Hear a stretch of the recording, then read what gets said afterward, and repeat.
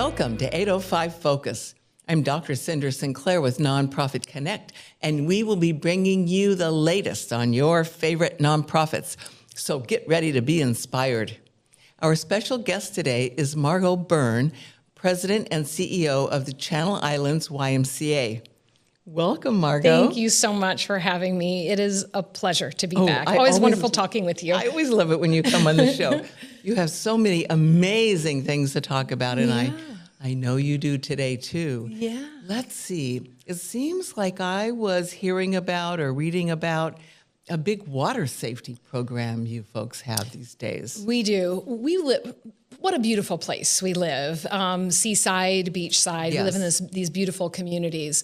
And sadly, what a lot of people don't know, Cinder, is that the leading cause of accidental death for children 1 to 4 is drowning. Really? It is. So I had no idea. A lot of people don't know, and it's preventable, but it takes a lot, right? It takes a lot of watchful eye, water watchers, people always assigned to watch over their children, whether it's in a bathtub or whether it's in a swimming pool or whether it's at the beach. And so one of the things that at the Y we are very committed to is water safety, drowning prevention. So we have YMCAs across the Tri-County area, Ventura, Santa Barbara, and San Luis Obispo. And at each one of those sites, we focus on water safety for children, for adults, for their parents. Because oftentimes there are adults that haven't learned how to swim either when they were kids. And it's not necessarily a priority for them. They may be afraid of the water. So we want them to learn to swim as well. But we do focus a lot on, like I said, drowning prevention for children. In fact, we teach about 3,500 swimming lessons annually. And I'm so proud. And a lot of those are scholarshiped. We raise money as a nonprofit throughout the year to ensure that any child who wants a swimming lesson or needs a swimming lesson receives it. But on top of that, we have an additional 1,500 that receive free swimming lessons. We have a Learn to Swim program that is supported by our community through community dollars that are raised. And we work with partners in the community, whether it be a Salvation Army, whether it be a city or a school district, to identify children who need those services. And so typically that's around 3rd grade. In fact, we used to call it a 3rd grade Learn to Swim because that's a key milestone in development for children for swimming. But we take kids outside of 3rd grade as well. So we're very proud of that drowning prevention program. That is great. Now with the drowning prevention, do you teach the parents and others how to keep an eye on their kids and put fences and all, or do you actually teach the babies, the little teeny ones, how to swim? Good question. So we do talk a lot, especially in the spring and summer months, about water safety and summer safety. So whether it's how to use sunscreen, whether it's hydration, right? Just heat-related illnesses. So we talk a lot about that.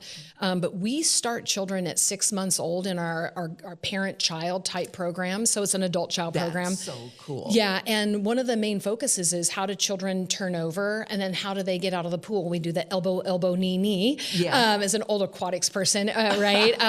But help them to how they can get back to the side of the pool or to whatever body of water they're in, and how do they get out of that body of water. So we start that as young as 6 months. That is so great. Yeah, it is.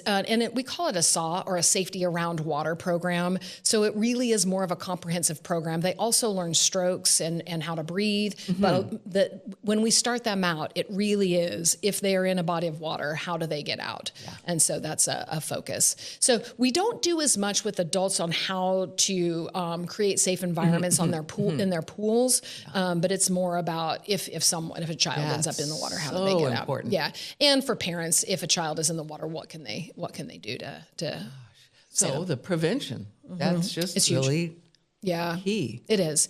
And I think things that a lot of people don't know, when you started out, you said like the scope of the programs we offer.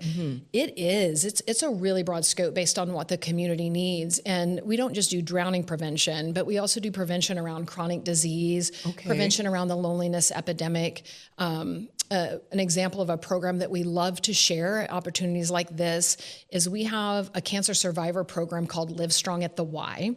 And it is a 12-week program for those who are just ending their cancer treatment or they may be done with their cancer treatment. So they can bring a partner in their life, a parent, a friend, a coworker, somebody, and they come to the Y for free for 12 weeks. And they learn that now normal of their body and how to use their body in an exercise environment. But what is an aside of that is we have guest speakers that come and talk about nutrition and those things, but they develop this cohort of people that have gone through or going through the same thing they have. And so many times you make deeper connections with people who have had those shared experiences.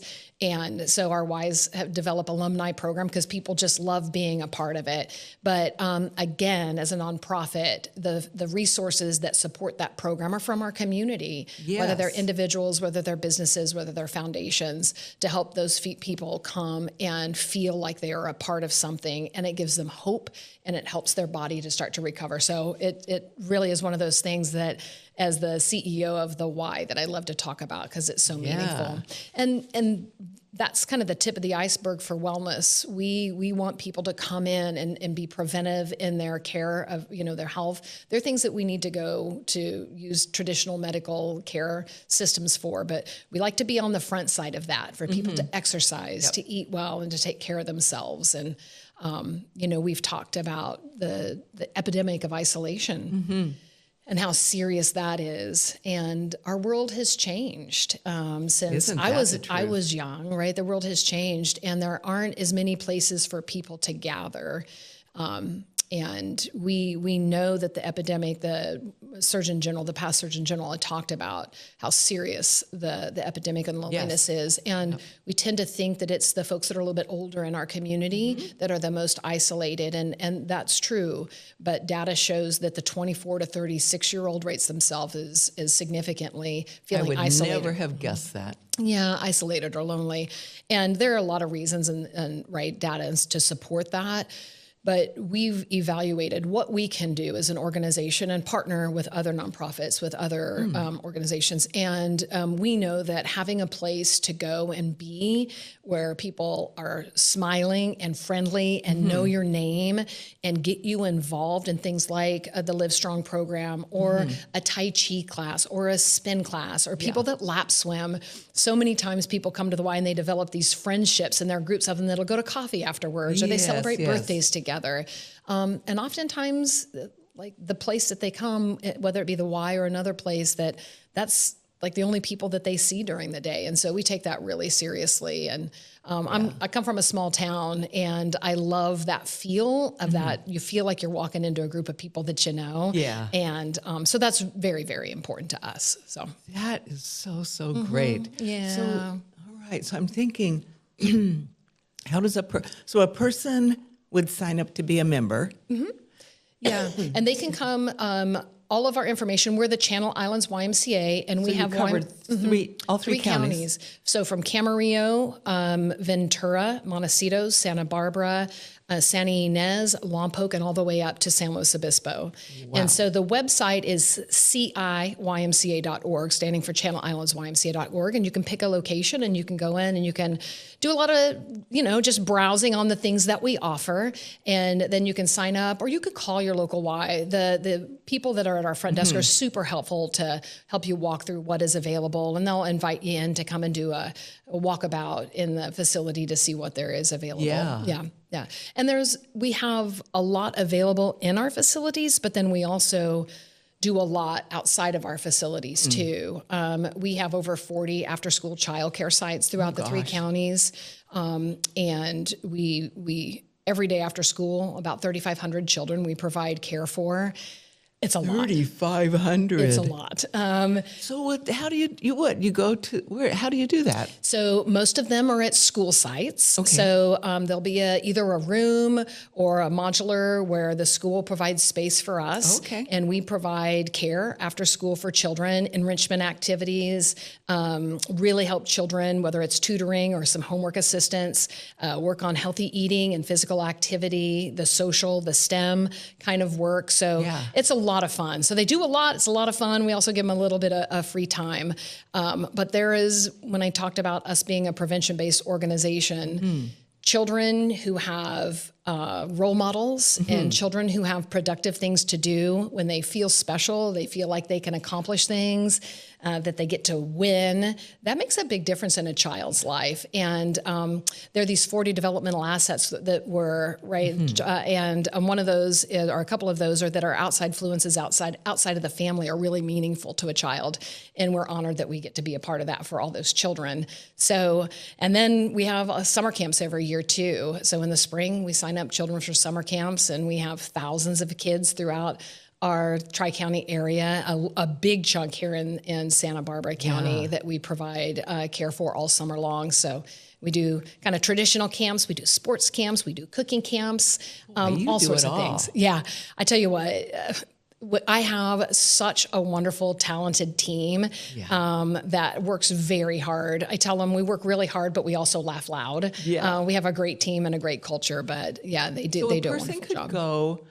They can go on your website and they could join as a member. Correct. They can find out all about the summer camps and the programs and the cancer survivor program and the water safety and all the other things that you do.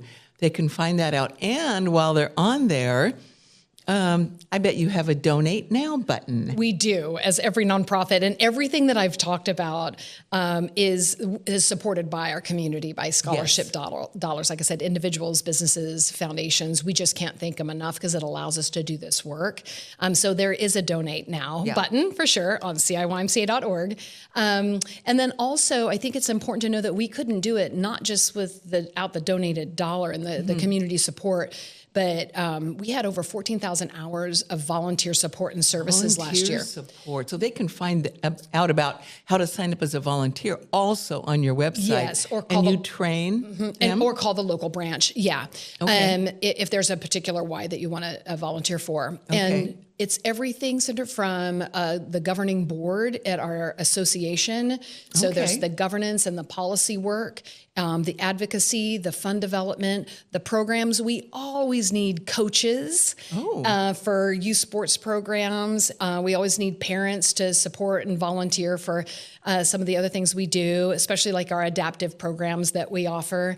And that I think that a lot of folks don't realize that the volunteer work really shapes an organization, and we do more because we have volunteers, and most nonprofit leaders will share that. But you name it, from helping to coach a swim team to helping set policy. So there's room for everybody who wants to volunteer. Absolutely. So tell me about the adaptive programs. Yeah, so we work with Tri-Counties Regional Network, and they've just been wonderful partners. And so we have created an adaptive program, everything from cooking to adaptive sports, like a wheelchair basketball league, to tumbling and gymnastics, you name it, right? We've been working on that, and a big adaptive swim program. And what we know to be true is these children who have adaptabilities, to get them engaged, again, helps them to prepare them for life. Yes. It creates bonds with other children and with staff, and it's incredibly meaningful. And that program has grown significantly over the past, I would say, 18 to 24 months. Wow. The need is greater than we realized, but to have key partners that help us with that, and again, there's funding that helps with that, has been one of those bright spots over the past couple of years for us. I love how you collaborate with so many different organizations. Yeah, I would say, I started in the YMCA as an aquatics director. That's where my background. I was a lifeguard when I was just in high school. And so coming up through a nonprofit, you realize that we have a lot that we do at the Y, but there are other organizations that have a specialty and services that they provide that that we should partner with them on rather than try to do. And I think as growing as a CEO, I've learned that partnership best serves the community. And if that's our North Star, is to provide support and service to our community, how do we do that? And that's partnerships and collaborations. And we are blessed to live. Santa Barbara is full of nonprofit leaders and business leaders that have that same vision, that the more we do together, the better our community is, right? The more we can lift individuals up. So you really make good use of those donated dollars. You stretch those dollars by collaborating. We do. And using people, other organizations at their best place. And I feel like just kind of the tone of even funders, they want to see folks collaborating and partnering together, because again, you can do a lot more. So that's not why we do it. We do it because we know what we do really well, and we know what others do really well, and how do we work together again in service to people in our community. That's what we're here for. Yeah. For sure. Gosh. And so you've been doing this a while. Yes, I've been with the Y for a little over 26 years now. Gosh, have you? Yes, and like I said, started as an aquatics director, and it's a blessing when you're able to grow up in an organization and when you're challenged by your mentors in the organization and you're given the training to grow professionally and personally. And I'm glad that you mentioned that, because one of the things that we've noted, and there's just been some recent stories in the press about the challenge of teens trying to find jobs, whether they're summer jobs or after school jobs. And in the Tri-County area, we have over 1,100 employees. And so we have some very part-time, and then we work our way all the way up to C-suite type positions. And so we are a great first job for many. We have a very in-depth training program. In fact, earlier today, I did a new supervisor training, and I rated everyone and walked them through, and they spend time with us. And so we do a lot of training and development for young professionals who are just getting into their first professional job, or it is the first job period of someone coming up, whether it's a lifeguard or a sports referee, and we help them, teach them, how do you arrive, how do you be professional, what kind of a culture do you want to work in, how do you communicate, and those sort of things. So it's an opportunity, and it's kind of workforce development without the intention of that. And so we're working to be more intentional about how do we really best prepare our young adults, whether they're brand new in the workforce or that's their first real professional job. Sounds like you have a great board. Oh, we do. And you have a great staff team. We do. And lots of wonderful volunteers and donors, and wow. Yeah. Well, very impressive. Yeah. In 2027, we will have been around for 140 years. 140. So we're inching toward a big birthday. And we wouldn't be here without those volunteer boards. They are so steadfast and just really committed to the mission of the work that we do. And that is really our promise, is to strengthen communities.